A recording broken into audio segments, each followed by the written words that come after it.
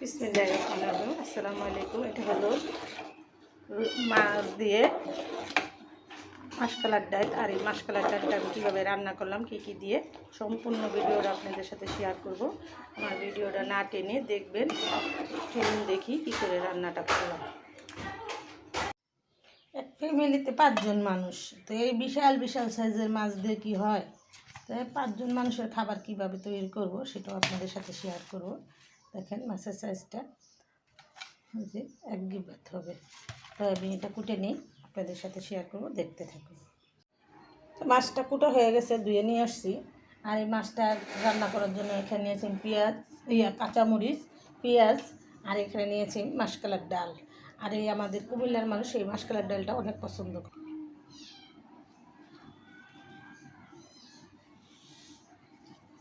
পরিমাণ মতো ডাল নিয়ে নিলাম। কাঁচামরিচ কিছুটা ব্লেন্ডার করে নিব। এটা পাটায় বাইটা নিলে, ছেঁচা নিলে হয়, আমি এখানে ব্লেন্ড করে নিব বেশি করে পেঁয়াজ দিয়ে। মাছগুলো আমি পিস পিস করে কেটে নিব। সেটাই একটা মাছ দিয়ে 5-6 মানুষের কীভাবে রান্না খাওয়া হবে সেটাই আপনাদের সাথে শেয়ার করতেছি। তো কথা আছে না, যেমন আয় সেরকম ব্যয়। আমি চাইছিলাম এই শোল মাছ দিয়ে এই ডালটা রান্না করে খাওয়ার জন্য, তো শোল মাছ আর কিনা হলো না, পয়সা নাই, চাই আসাতে তাই দিয়ে রান্না করব। তো আপনাদের সাথে শেয়ার করলাম, আপনারা দেখতে থাকুন। পেঁয়াজ কাঁচামরিচটা ব্লেন্ডার করে নিয়ে আসলাম, কাঁচামরিচটা দিয়ে দিলাম স্বাদ মতো নুন, দিয়ে দিলাম 1 চামচ হলুদের ফাঁকি। আর মাশকালার ডালে আরও বেশি হলুদ দিতে হয় না। তো আমি সবসময় রান্নার সময় আপনাদের সতর্কবাণী দিয়ে থাকি, চুলার আঁচ কমিয়ে রান্না করবেন, দুর্ঘটনা এড়িয়ে চলবেন, বেঁচে যাবে হাজার হাজার জীবন, বেঁচে যাবে লাখ লাখ টাকা। আমার এই সতর্কবাণী মেনে চলবেন, চুলা থেকে একটু দূরে সরে রান্না করবেন। আমি নিজে সচেতন, আর আমিও আপনাদেরকেও সচেতন করে দিই, আপনারা অন্যজনকে সচেতন করে দিবেন। তো আমি এখন চুলাটা বাড়িয়ে দেবো। এখানে সামান্য একটু তেজপাতা ফাঁকি দিয়ে দিলাম, লাল মরিচের ফাঁকি, কিছুটা পানি দিয়ে মশলাটা কষিয়ে নেব। মশলাটা আমার কষানো হয়ে গেছে। আপনি যাই রান্না করেন, মশলাটা যদি ভালো করে কষিয়ে নেন, কিন্তু তরকারিতে কোনো গন্ধ থাকে না, খেতে অসাধারণ হবে। আমার মশলাটা কষানো হয়ে গেছে, এখন মাছগুলো দিয়ে দিই। এই হলো আমার বিশাল সাইজের রুই মাছ।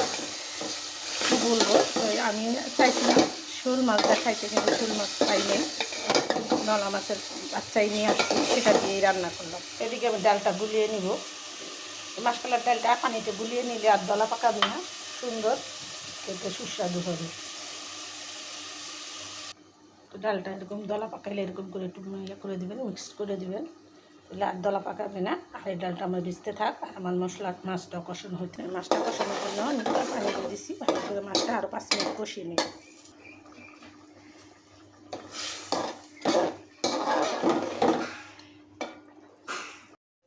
তো মাছটা এখানে আমার কষা হয়ে গেছে, আমি একদম চুলার আঁচ কমিয়ে মাছটা কষাই নিলাম।